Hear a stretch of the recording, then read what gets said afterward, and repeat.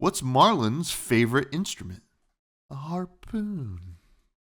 Fresh and buds now. Fresh and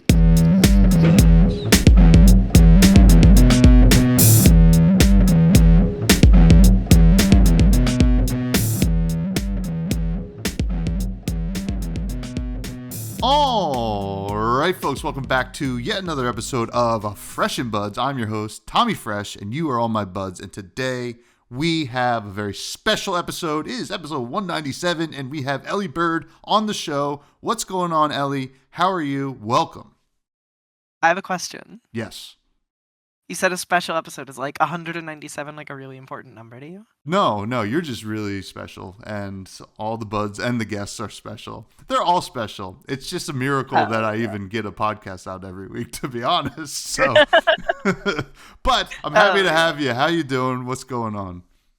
I'm good. We talked about this like before actually starting recording, but I just woke up a little bit in the sense that I've been trying to get caffeine, so I took a quick 20-minute nap so I could be entirely here. So outside of that, throwing my entire life into disarray, I'm good. I've been taking things pretty easy lately, trying to get a little more active and enjoy the summer in, a new part of the world, which has been cool, getting out more, trying new stuff. So feeling great, to be honest. That's good. We're coming into the summer months. It was here on the East Coast where I'm at. It was beautiful yesterday, but now we're having rain all week, and it was 50 degrees Fahrenheit here, not Celsius. That would be very hot. You'd be dead.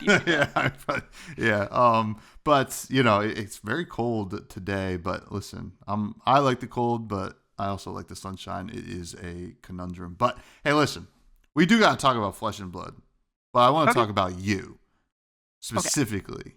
First off, I see you at the top tables. I see you in the booth. It's awesome. But I want to know how you got there. Where is your TCG origin story, and where does it begin? I started playing the enemy, Magic the Gathering, and jeez. My first experience with Magic the Gathering, I was super duper young. One of my middle school friends had one of those 7th edition starter decks that comes with it's two starter decks, comes with a foil thorn elemental, I think, and he showed me. He got a bunch of this stuff from his dad, who was a huge dork. They sell they travel to Comic Cons and sell comics together. That the sort of relationship. And he was check this out, it's so cool. And he showed me his Magic decks, and I was kind of oh, that's neat, I guess. But I was kind of at that age where it's Pokemon is lame, card games are lame, etc., etc. And I didn't really properly start playing until 2012, 2013 with Innistrad, Theros kind of era. And I played for a long time, kind of in and out for a while. I stopped playing when I moved, so it's 10 or 11 years, give or take, some time of not playing. Had kind of a bad experience with the Magic community, and then just showed up at a draft armory for Fab and just gave it a crack. And the person who taught me to play the game was actually Brody Spurlock, which was really funny. Oh, I've heard of him. The entirety of my TCG origins there, I guess. Yeah. I mean, you started in if you start in Innistrad, that's arguably, yes, Magic is the enemy here, but it is also that was peak Magic for sure. That was the end all be all of top down design sets. That was so cool, and that was a good time to be playing. If you don't mind me asking, what the Magic community. Actually, I don't want to know exactly what happened with the Magic community, because I know what they can be like. Believe me, because I also had my issues with it. I want to know, when you moved over to the Flesh and Blood community, was there a stark difference, and was it noticeable right away that it was better or worse or the same? It was way better, and it was pretty instant. There was kind of this weird dissonance in that this was especially when I first gave Fab a shot. So like slightly before this, I bought some Fab product to try the game in like 2021 during like the kind of like controversial CFB. Bought a whole bunch of Mm-hmm. Monarch stock and tried to do all of that. And I like bought a box of like First Ed Monarch, and the guy at the store was like, "Oh, you shouldn't play that game. Like that game sucks. Like you definitely shouldn't play that game. Like don't do it."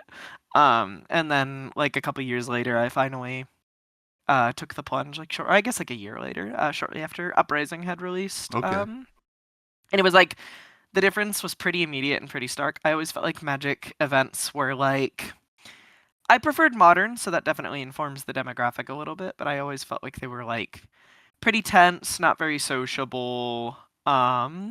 And like the atmosphere was not one where everyone was kind of there to have fun. A lot of people were like pretty spiky, even at Yeah. like a very like casual level. And showing up on something that was not like a top deck would kind of just get you crushed. Uh, and I just like, yeah, I just like showed up to this draft armory. There were some people in the local community that were like super duper kind and like willing to help, and they were just like, "Oh yeah, like this is how this works. There's 3 heroes in the set. Like this is what you do. This is how you play the game." Uh, Nobody explained the concept of go again to me because I drafted Icelander for the first time. So I just like. And then my first opponent, I think, like, didn't even really notice. It's like my first game of Flesh and Blood. I was like, Ice Bolt, Ether Hail, Waning Moon on my turn.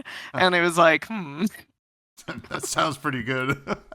this is probably pretty good, yeah. Holy smokes. That's so funny. You just start like comboing off and your opponent's like Just start fire. I was like, whoa, this is broken. that's hilarious. Yeah.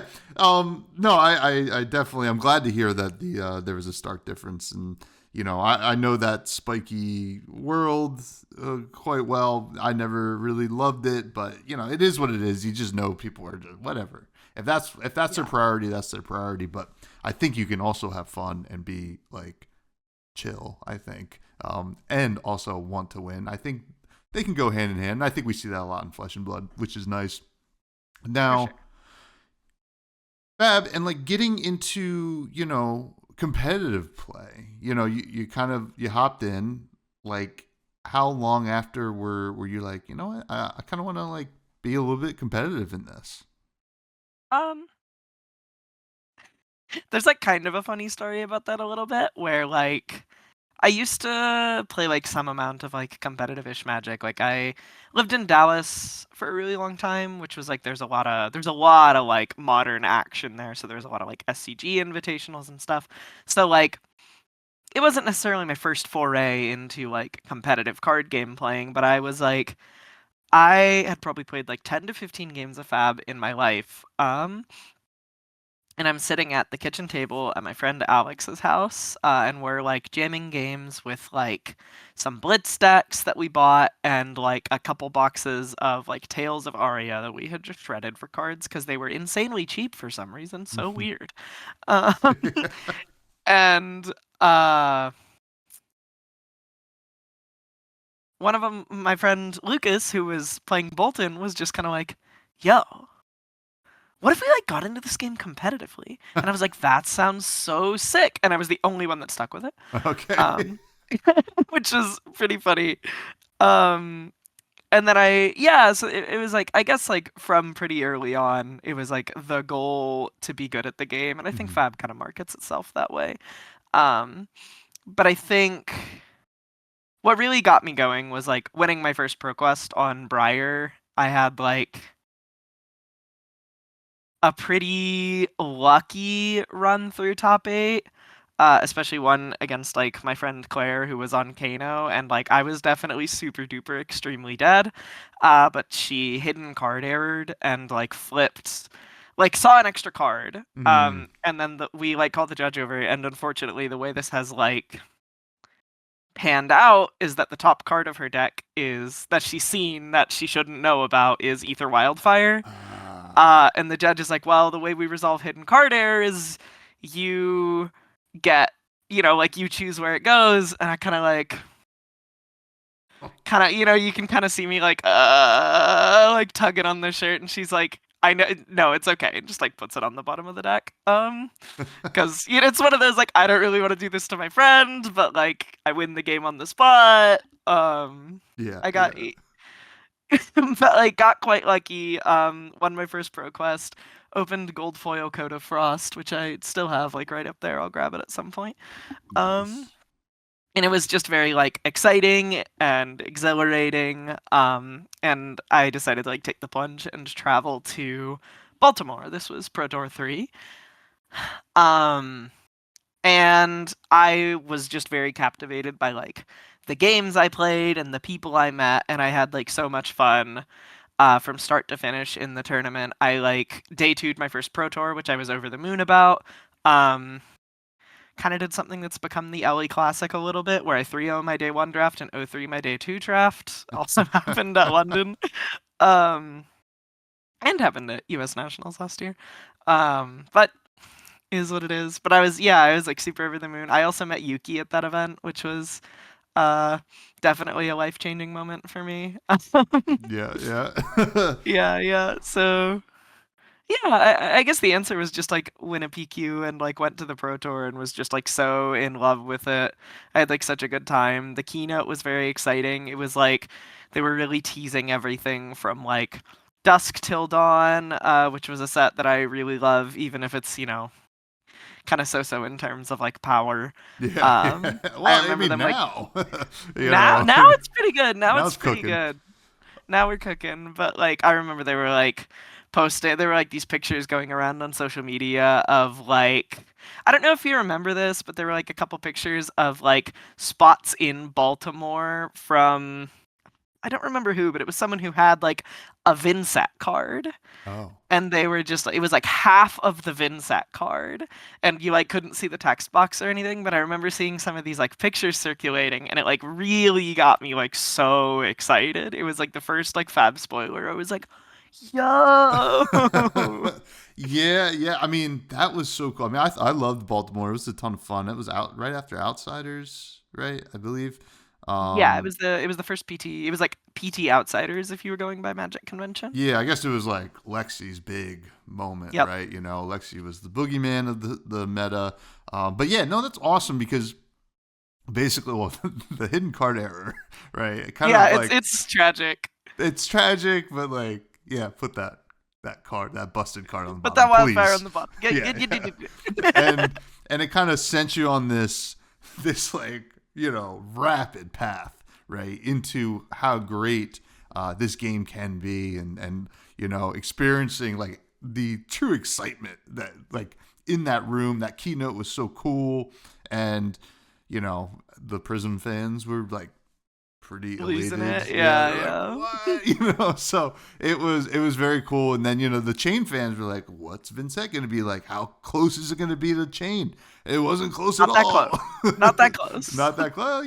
There's some crossover, but not a lot. But it was very cool. Now, you know, you get into the game here, and all of a sudden we start hearing your voice on these broadcasts. How'd you get into the booth? Uh, so that's like I guess like kind of a funny story, which was 2024 Canadian Nationals. I had to think about it. It's like I'm actually like coming up on like a year in the booth at this point. Awesome. 2024 Canadian Nationals. The people organizing Canadian Nationals that year suddenly found themselves without somebody to cast Canadian Nationals. Oh yes. Um, And from what I understand, Brody was one of the people like slated, lined up to be covering that event.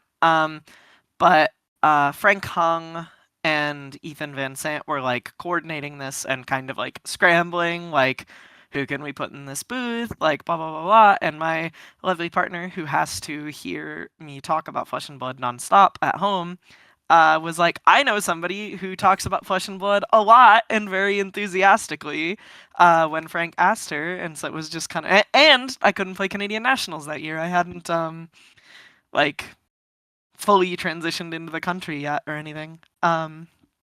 So it was like a bit of a perfect storm because all the, players much better than me were playing the event. And so they just kind of dropped me in the chair, and I was like, I've watched some coverage. I'll give a crack at it. And yeah, I like ended up getting. I did that. I felt really good about it. I had a lot of fun. I asked Ethan. I was like, "Do you know how I could like do more of this?" And he was like, "I think you should reach out to Brian." And I like basically shot Brian a message of like, "Hey, I don't really know if this is like appropriate or whatever, but I had a lot of fun doing this and would like to express some interest in doing this some more." Um, and it kind of like bounced around for a little bit where he was like, "Okay, like I think you should talk to Cedric," who was at the time working for LSS, and I found Yes. Cedric at Pro Tour Amsterdam, and I was like, "Hey, like, Brian pointed me your way," and he was like, "Oh yeah, for sure. I'll take that into account, but I'm pretty sure like we've basically got our roster for the next like however many events locked up," and I was like kind of disappointed, and then literally the next event, like rolls up and Sam DMs me and is like, "Elly, would you like to cast Tampa with me?" And I was like both surprised because of the conversation I had had a month or so prior, and super duper excited. And it's been a lot of fun from there. Yeah, well, I gotta say, I'm glad that it worked out because you do have a real knack for it.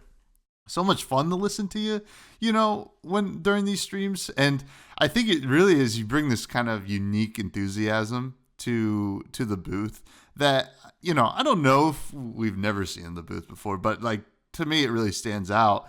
And like it's just your casting style is so fun.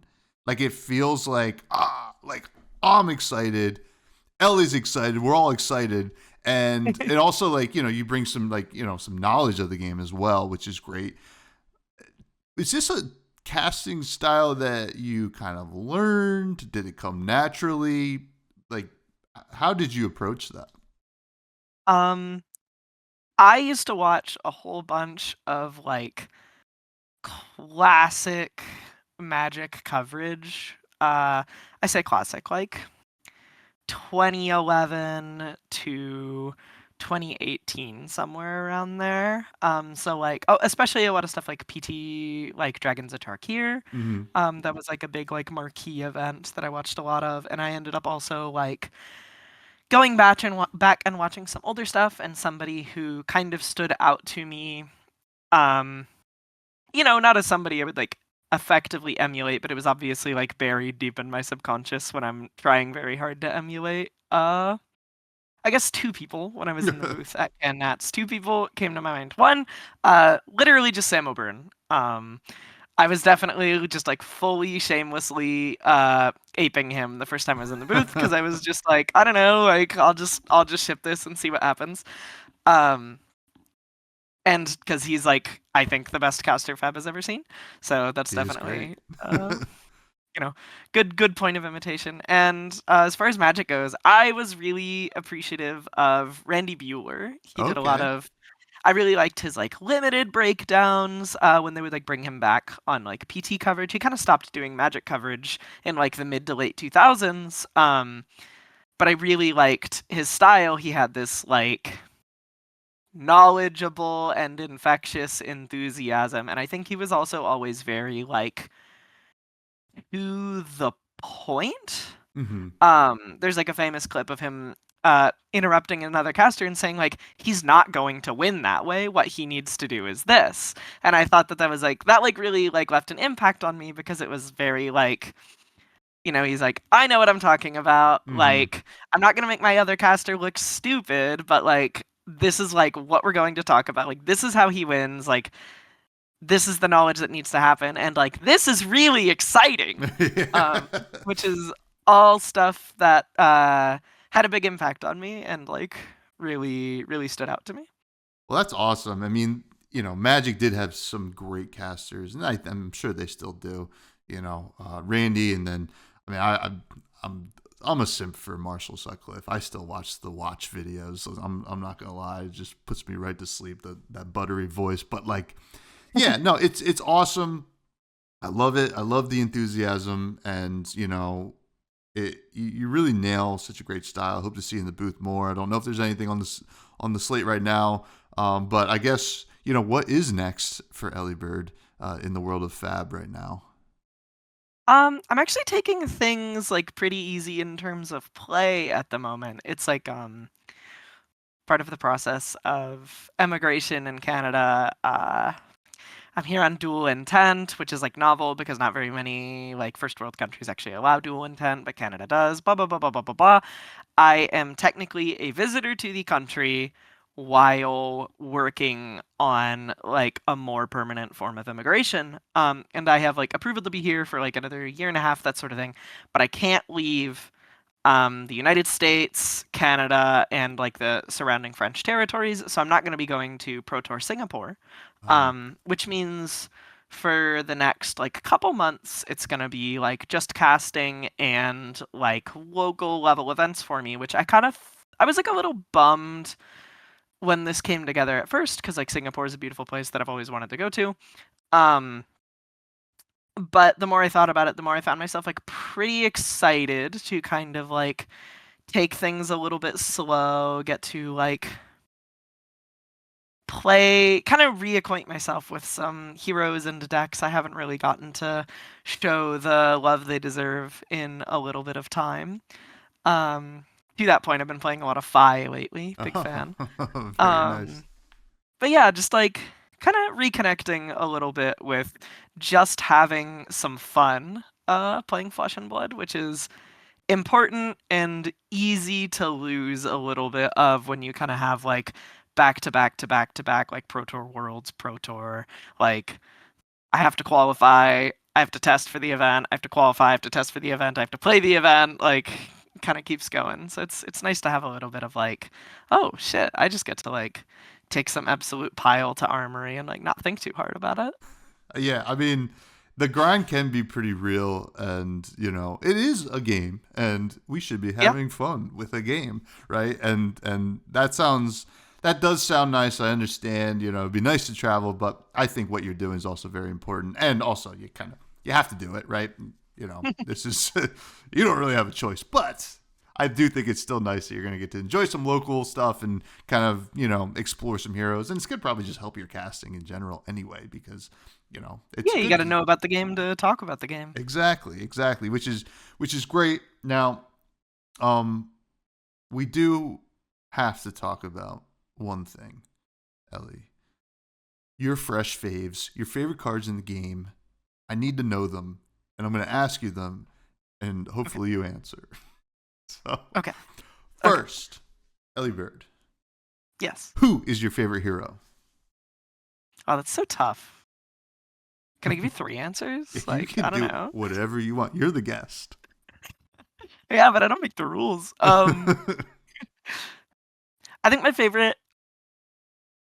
I actually think Aurora really left like a really big impact on me. I think going into Aurora coming out, I was like, my favorite hero for a very long time was just Briar. Like I loved Briar. A huge part of why I love Bolton, which is like another hero that really, really, really stuck with me, was that he kind of reminded me of Briar in a weird way, where you kind of get to like be really annoying to block, present a lot of on hits that draw cards, and like get a bunch of action points for basically free. Which is why he really stuck out to me. And you have a broken weapon, which is the most important part of being a Rune Blade, which Bolton is. And then Aurora kind of came out, and I kind of expected myself to be like, oh, it's only like half of the Briar thing. I don't know how compelling I'll find it. But I really, really, really loved that hero. That she might just be number one. She might just be number one. Even after her having like LL'd and I've had some amount of time to sit on it, I think it might actually just be Aurora. Aurora's gonna be such a interesting case in this game. Like looking back, they really just nailed the hero. I don't really think she was too powerful. She was just very popular, right? And that was The kind biggest of the problem was goal. that Yeah. people liked her so much. Yeah. Like, yeah. And like, golly, I just love. I mean, I think Starfall honestly was the reason that deck was so popular, because the way you had to use that weapon felt so good in a room Yeah, it blade was like we had never engaging. seen. You kind of like jumped through. It asked you to jump through hoops basically every turn, which Mm-hmm. is, I think, just good like deck and game design. Mm-hmm. Yes. Yes, which is great. Now the other two, I mean, you kind of mentioned them. Was it Briar and Yeah. Bolton? Yeah.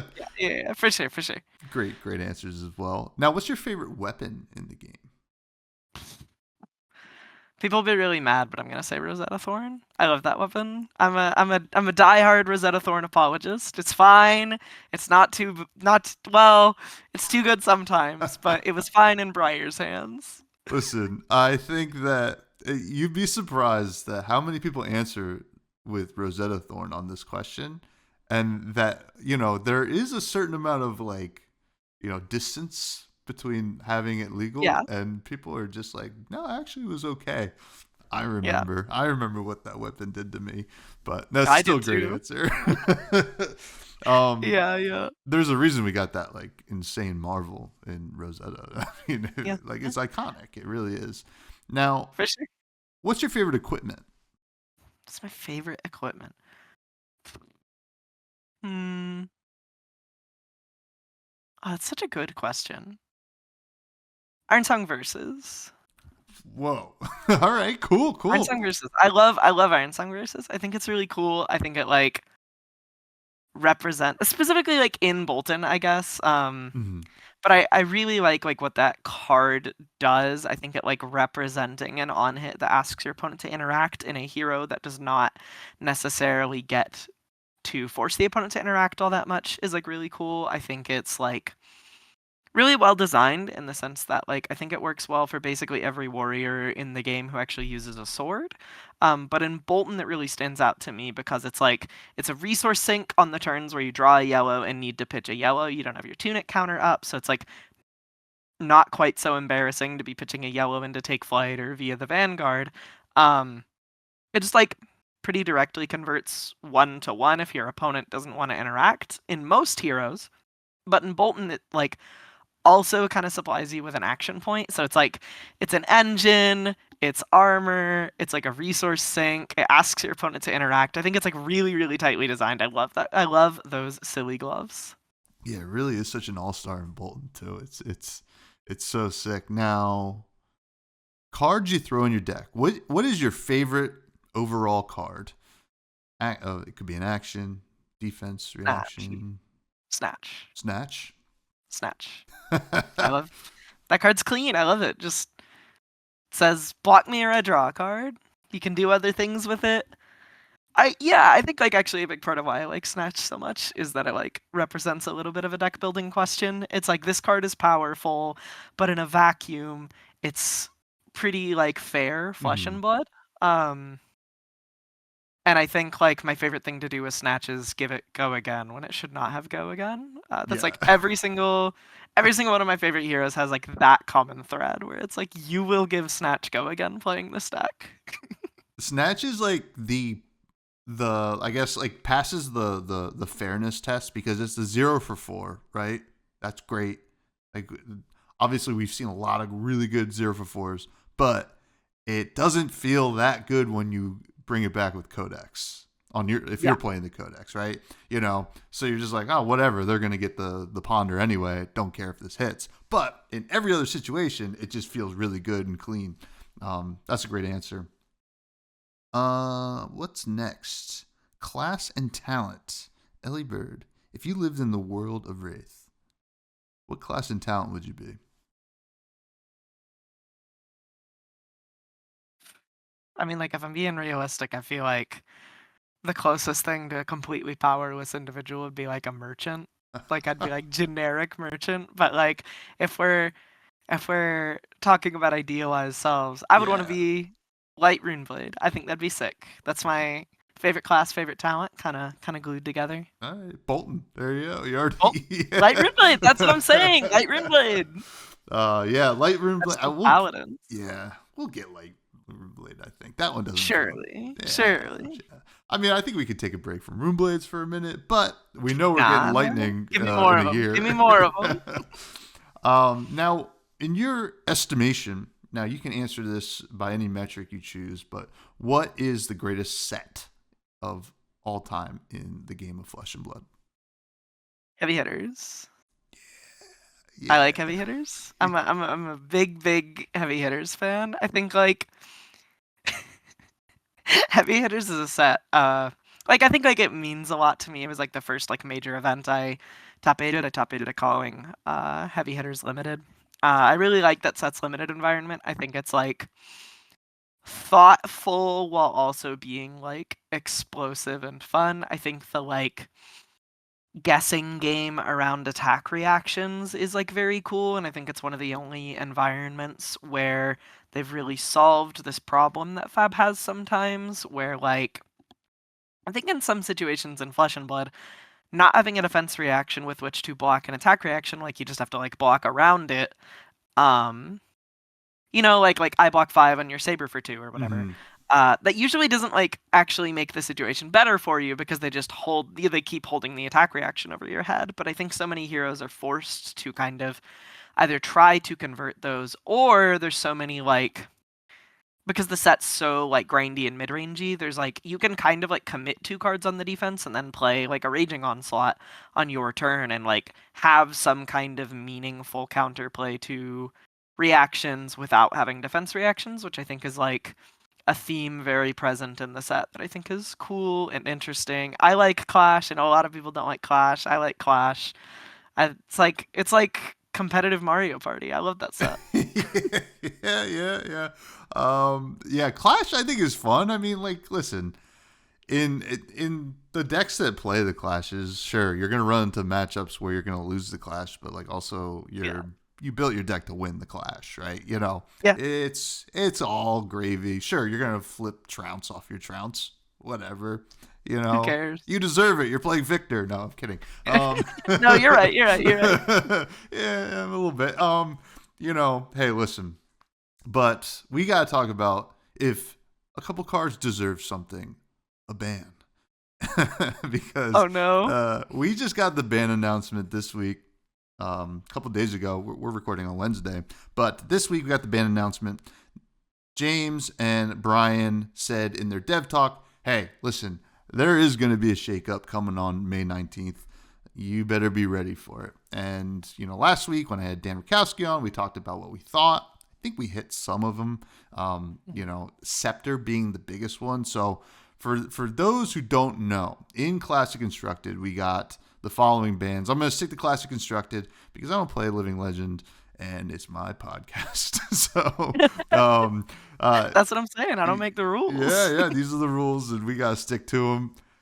Count Your Blessings is gone.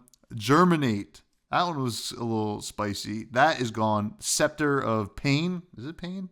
Yeah. It was a pain. I'll tell you that much. That's gone as well. But guess what? Red Bonds is back. You Katsu players, it's time to eat again. It's going to be maybe okay. I'm not sure. But it was scary and zen. Now, let's talk about them. Count Your Blessings. This is the big one. Yep. Because when they banned Count Your Blessings Blue, they said, don't worry. It'll be back one It's coming back. It didn't. And everyone come was back. like, no. Yeah, I remember being like, why would you say that? And then they changed their mind, which is okay. They're allowed to. It's their game. Yep. What were your thoughts on Count Your Blessings? It was always a very controversial card. I tweeted about this somewhat recently, but I think my thoughts on CYB are pretty easily encapsulated by I don't necessarily think the card was in a super problematic spot at this exact point in time. I think at its moments there was definitely that brief pocket where Count Your Blessings new around Battle Hardened Toronto was kind of just people were slowly having the realization oh, this is definitely the best deck, but then the Hunted came out and Syndra kind of poops on that deck and blah blah blah blah blah blah blah. Also CYB Enigma won Worlds, so definitely not going to count that out. But I think the 6 CYB package wasn't necessarily in such a problematic spot, but there was definitely this effect where I kind of sat down and would think about building decks or playing stuff in the future, and there's this thought of geez, dude, 2-3 years down the line, am I gonna have to be considering Count Your Blessings when I'm building Valda or whatever? This is exhausting. I hate this. And so the card leaving feels good and makes sense to me. It's kind of like, this just seems like way too constrictive. Yeah. I agree. I think I was never really a fan of the card.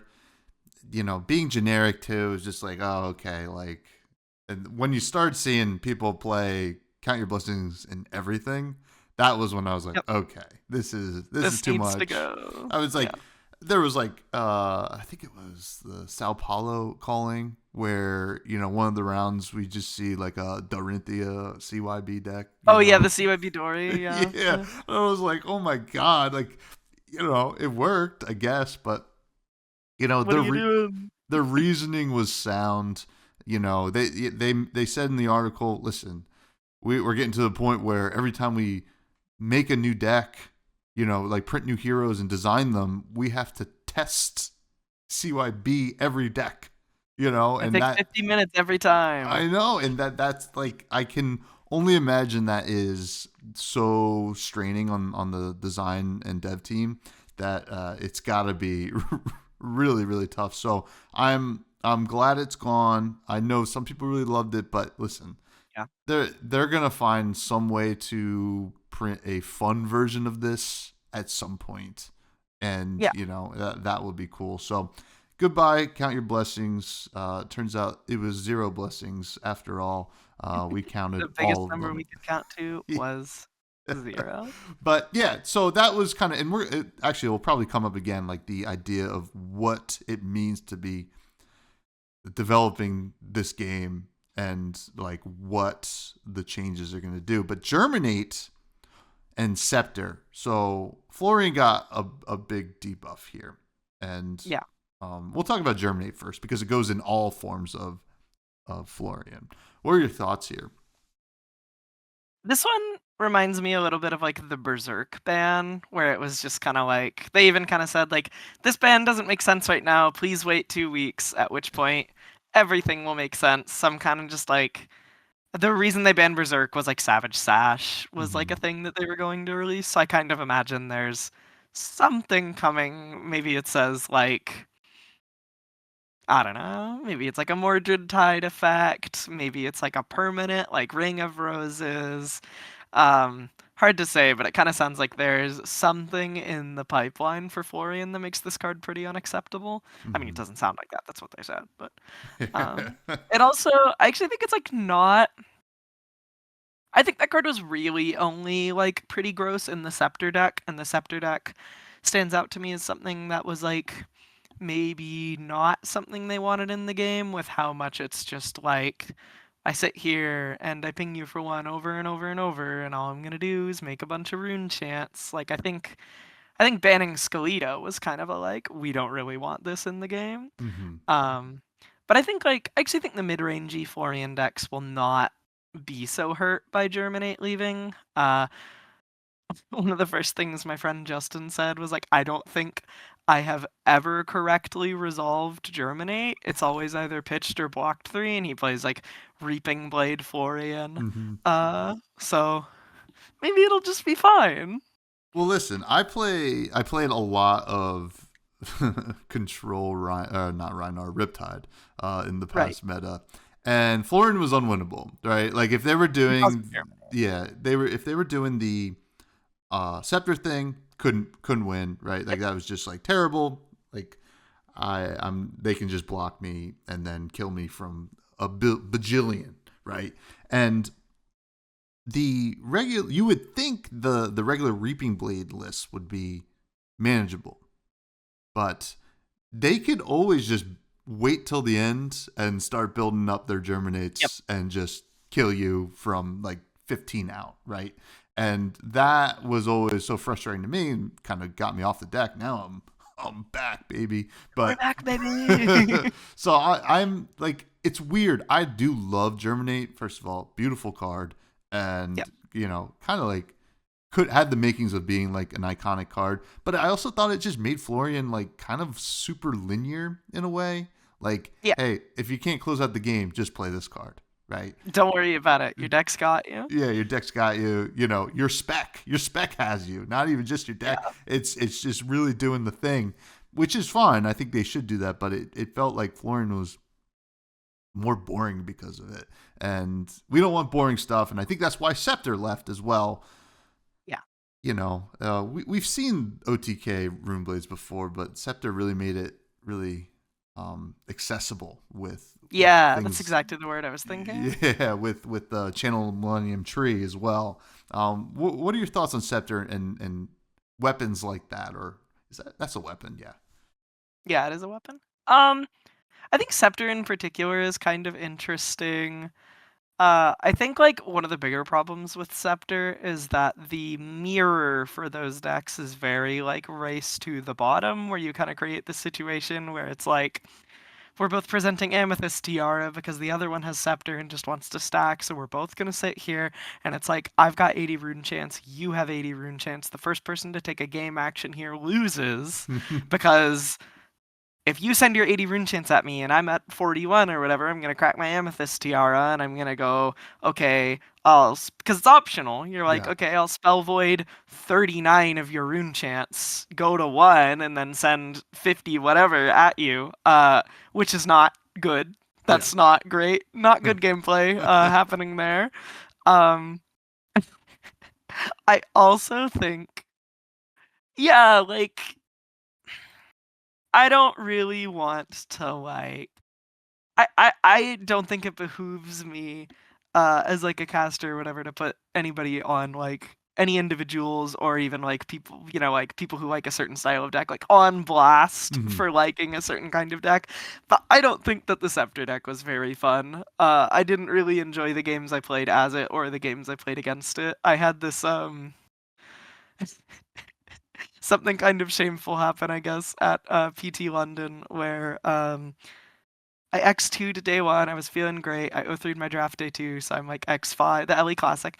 I'm X5, and I'm kind of just like playing CC for fun. I'm just like, I've got nothing else to do today. I'm just gonna play some games for fun.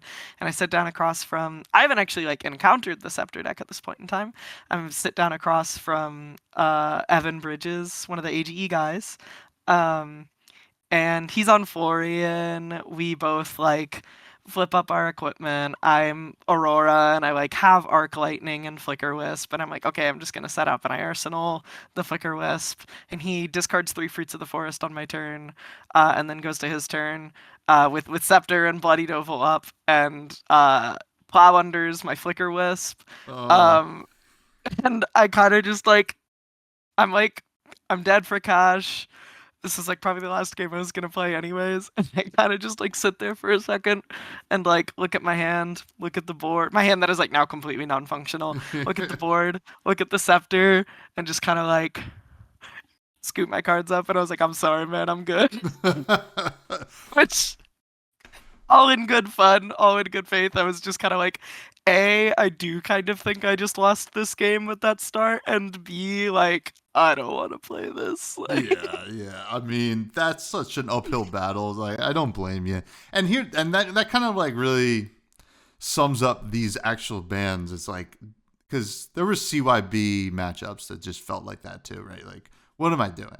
Yeah. You're gonna gain a bajillion life, and I'm just gonna be miserable. I'll be here a while. Yeah, and I like these bands overall. It all is in the favor of having fun, right? Or removing the option to have no fun, I guess, in a way. So that was really cool. Now, the return of Bonds for Ninja in red is interesting. I understand that it's for Katsu, right? And the Katsu players out there, they got like I'll say like a piss poor kind of replacement for it.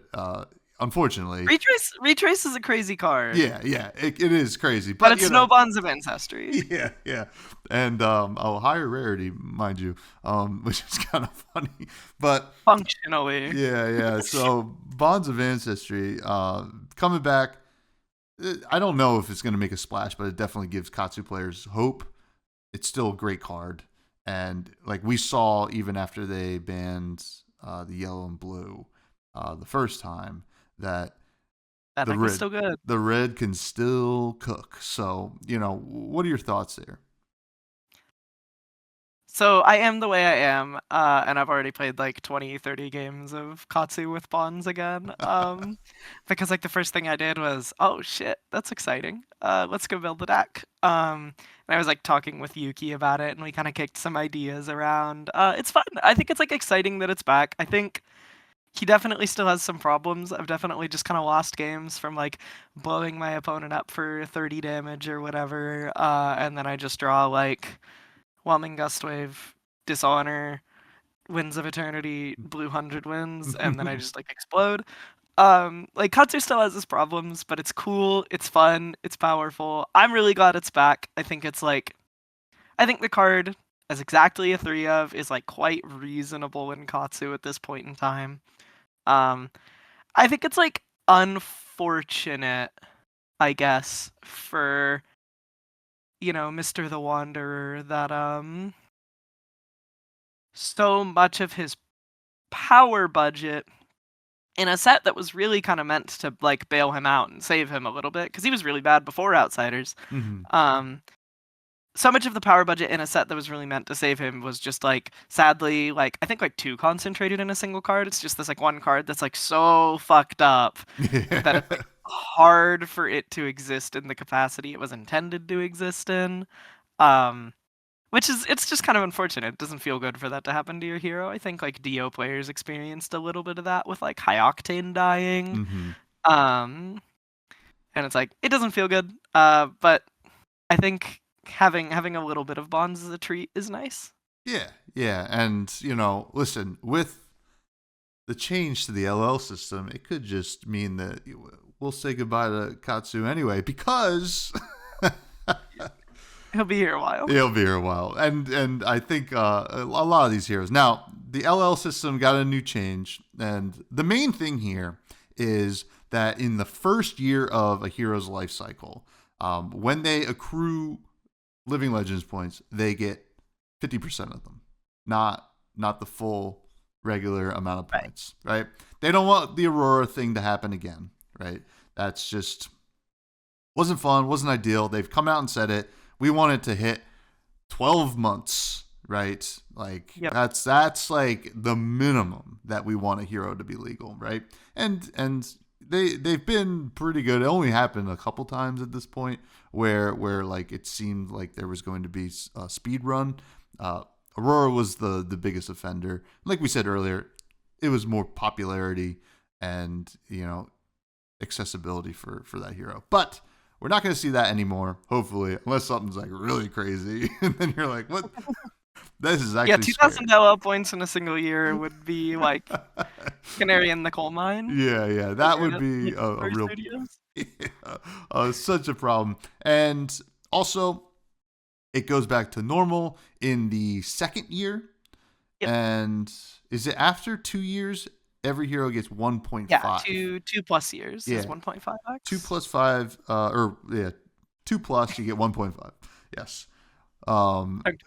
Long day, but we're cooking, I think. But so I will say I've seen a lot of chatter about it online, and as always, and folks out there, I'm watching, I'm reading, I see all of it. So you better watch out. I'm checking my list, checking it twice. But there is some concern about that. They don't want to see like a hero just kind of that they love, they've been playing for years, to kind of just get blasted into oblivion with like a big buff. Viserai is the kind of example that people keep bringing up. Got a lot of buffs in Rosetta. Didn't have a lot of time left with Viserai. Now, I do want to say Viserai has been a busted deck before. Multiple times. We talked about a card he got banned earlier. Yeah, Skeleta got banned. And listen, he's had his ups and downs, and he's been around forever, right?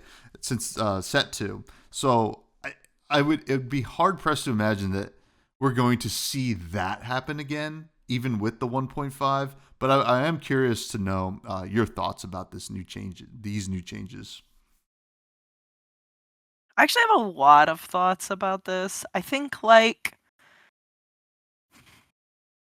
I think like first off, like 1.5x is not as big of a multiplier as people think Mm. because the numbers it's being applied to are not like big numbers. Like it goes from like you win a PQ, it goes from 3 points to 4.5, which is not the biggest jump in the world. I also think like it's basically an implementation of like a soft standard rotation with this like inbuilt clause that like your guy will either get his day or still be playable. Mm-hmm. Which I think is like good. I think like there's a lot of people out there with the opinion that Flesh and Blood would benefit from some form of like rotation, be it like, actual like cards that are legal, like in deck cards or whatever. And I think that like this does solve some amount of like hero bloat problems. I think it's almost entirely good. I think what a lot of people are finding challenging is that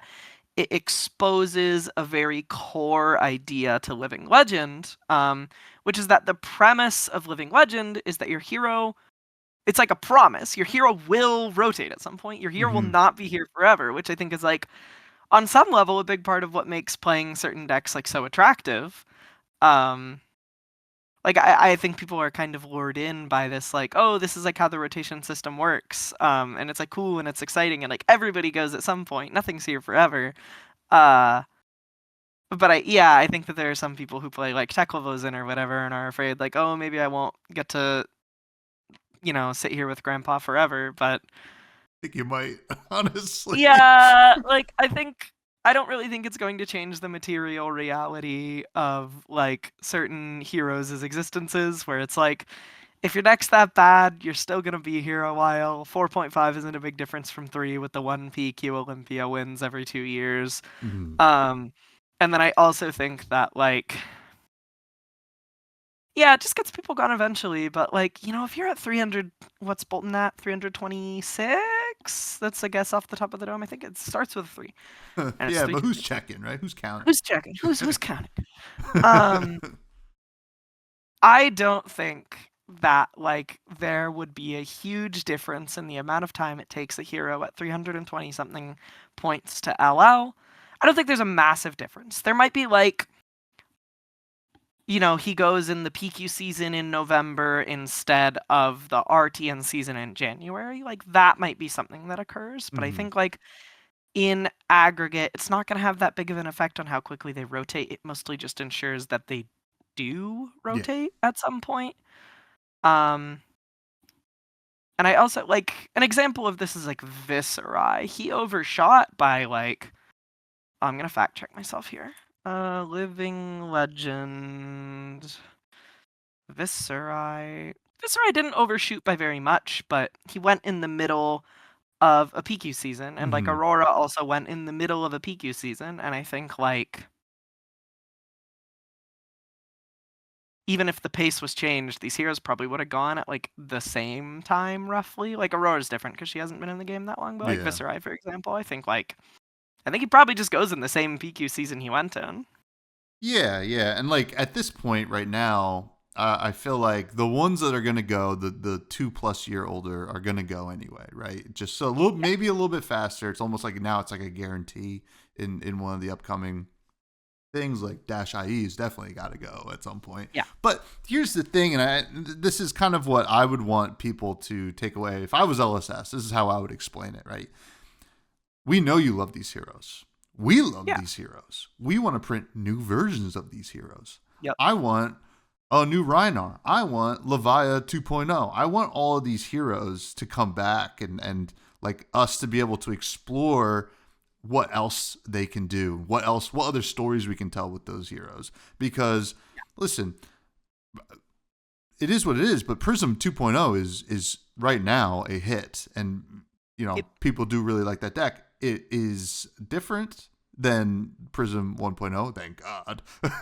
But it's like, I think this is going to be a nice way for them to kind of control. This is what I'm putting myself in their shoes. This is what I would assume, right? They're like, okay, we want to visit the Savage Lands in set 3 of 2026.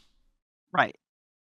if we give Reinar the tools now with that 1.5 multiplier, we could probably get him out around that time. And then we just like, oh no, Reinar's gone. Guess what? This set has Reinar in it. And, people are going to get excited.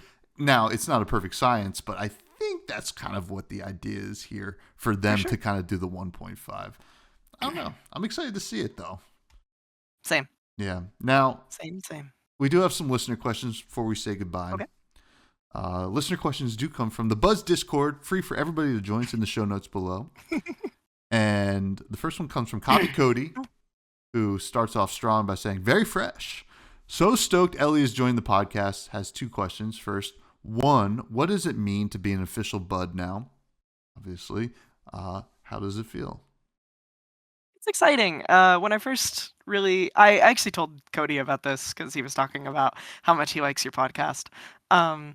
But it's exciting to me because when I was really new to Flesh and Blood, a couple of the friends that I was really jamming with at the time were actually big fans of your podcast and listened. That's cool. So it was it's actually just really cool to be on it. It feels really good. Well, awesome. We're really happy to have you. Second question is, what draws you to the aggro style heroes most in Flesh and Blood? And then also says, it was fun getting getting beat up by your Fi at SGG Con. I'm assuming that was Minneapolis. Yeah. I was Minneapolis was funny. I booked my flight Thursday to Monday, Thursday, Monday, as opposed to Friday, Monday, because I forgot Battle Harden's just on the weekend. So I had basically all of Friday to kill some time, play some games, that sort of thing.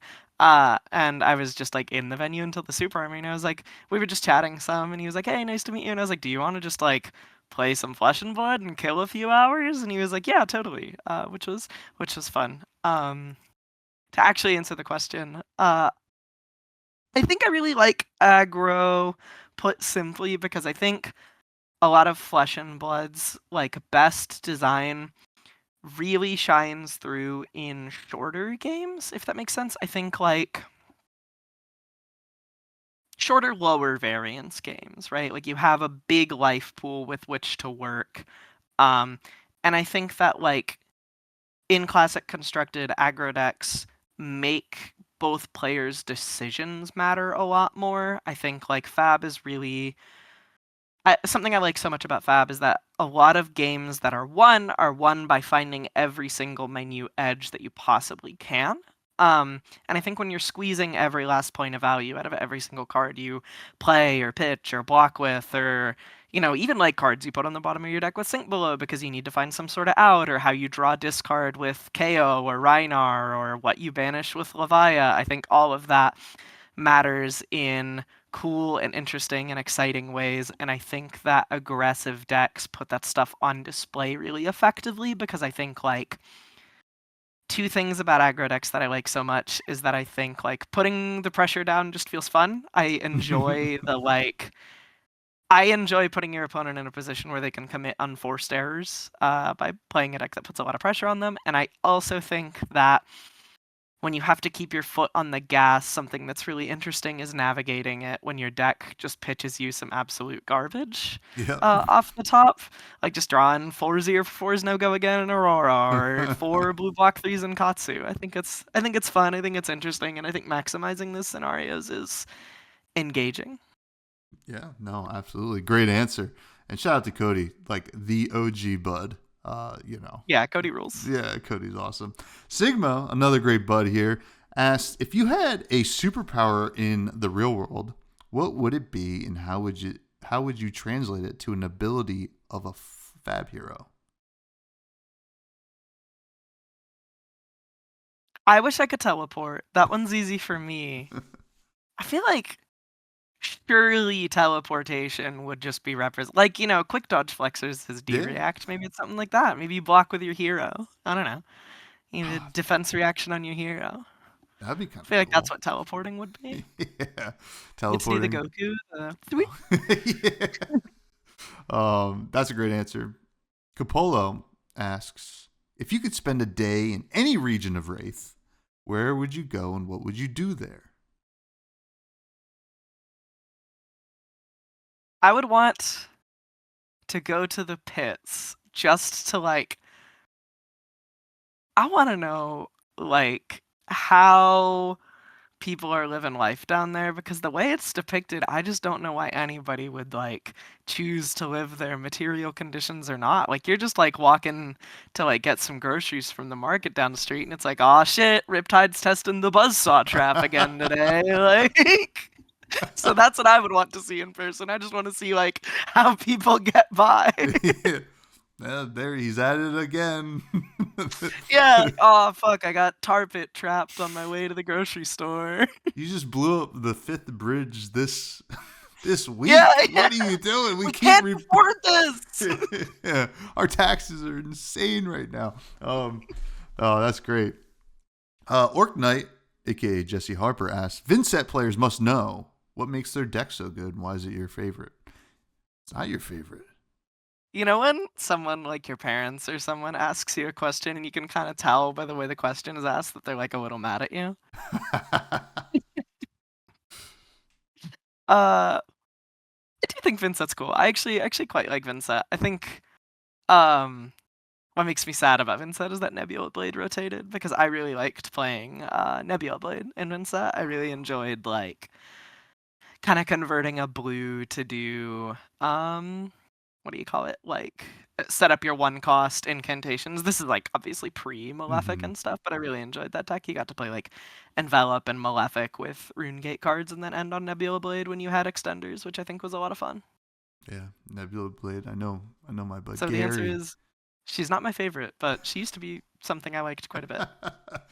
Nebula Blade, great card. Darth Prentice, aka Greg, asks, favorite book that you read this year? And what's the least interesting Flesh and Blood card? Favorite books that I read this year. I have been very slowly chipping away at a book by my favorite author, Moonglow by Michael Chabon. Good book, really good. I've been like very slowly chipping at it, so I haven't finished it yet. So I don't know if that counts, but I have read it this year. It is my podcast. It counts. It counts. Are the rules. And what's the least interesting Flesh and Blood card? Okay, I'm gonna be a hater. I don't like Bonds of Agony. I don't think that card's fun. I don't think it's very interesting to defend. I also think that like the inherent variance with that card, where it's like, oops, I drew 2 codex and my opponent put bonds on the table. Please shake my hand. I don't like it. That's my hater take. Yeah, that's it can be really unfun to play against, and it's always just like, well, all your equipment's gonna go, but it doesn't matter because all my good cards are gonna go because of it. That's a good answer. And then the last question, Nathaniel from Bold Brew Games asks, if you could be any bird, what would it be? A mourning dove. Ooh. They're very cute. They're very stupid. Which I think is like, I don't know. I think it's cute. I think they're funny. That's fun. And with that, we're gonna get to the end of the show. Elly, I'll tell you what. I had a long week. It's been a long week, and this has been so much fun. It's just what I needed. You really brought the big bud energy, and I really appreciate it. Please plug anything you'd like to plug, and thank you. Wait, what about food? Oh, we're gonna get to food. I do the plugs first. Okay, don't worry. Plugs before food. Okay. I was like, oh no, I was excited to talk about food. I don't know. I guess I don't have that much to plug with regards to Fab. Be kind to each other, have fun. You can follow me on Twitter or Blue Sky. I'm Elly Bird on Blue Sky, blossoming thing on Twitter, because if you'd believe it, Elly Bird is taken on the platform that's like 13 years old. But yeah, I don't know. Be kind to each other, have fun, play good Flesh and Blood. And I co-sign Watch that. U.S. Nationals. You'll see me there. Oh yeah. Hopefully there's product. We avoided that one, and we don't know what is going on, but that's okay. Nope. It's all gonna be hopefully okay. You can continue to find me on Blue Sky at freshbudspod. Bluesky.social. check out the Discord, Bud's Discord. Like, comment, subscribe on the YouTube. It all helps. If you listen on Spotify, give us the old 5-star rating or whatever they have on there. I think there's comments on Spotify now. I don't know if I'll be able to see them, but throw some comments on there anyway. But also Fresh Juice, indie game podcast I do with my cousin. That is also weekly. And then check out the Patreon too. I posted a deck tech not too long ago. That was kind of fun. And now, Elly Bird. Okay. Food. I always like to talk about food at the end of every show. What food do you want to talk about? I made an absolute shitload of pasta bolognese the other day. Just felt really good about that. Just like meal prepping for the week. Super. Just been noshing on that over the week. What's your favorite comfort food? Oh, comfort food. I love shepherd's pie. I think. Ooh. Like if I'm gonna do the classic meat and potatoes kind of thing, yeah, shepherd's pie. I really love coming home from the grocery store and I buy a lot of mushrooms and I just make a big mushroom soup. Something like that just really hits good. Yeah, it's the kind of week that I could use it, so maybe I'll be doing that tomorrow. But now I'm hungry and it's 10:15 at night. That's okay. It's not going to stop me, folks. But unfortunately, what it is going to stop is me having Charmer on the show this week, but maybe it's next week. Thank you all. Thank you, Elly. Everybody, please stay fresh.